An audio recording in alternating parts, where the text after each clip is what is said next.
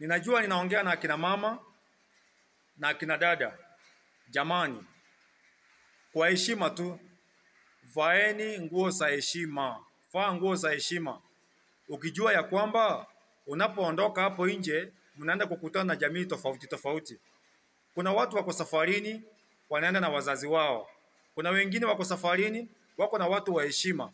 Lakini sasa wewe jinsi ambavyo unavyovaa inaharibu kabisa heshima ya wale ambao mnaokutana na wao. Mpaka siku hizi kuna nguo zingine zimeanza kuvaliwa mpaka makanisani. Umekuja umechanganya watu, yaani watu wamechanganyikiwa mpaka watu wanaacha kusikiliza neno la Mungu ili wakuangalie. Jamani, vaa kiheshima kwa sababu wewe ni mwanadamu, wewe ni dada yetu, wewe ni mama yetu.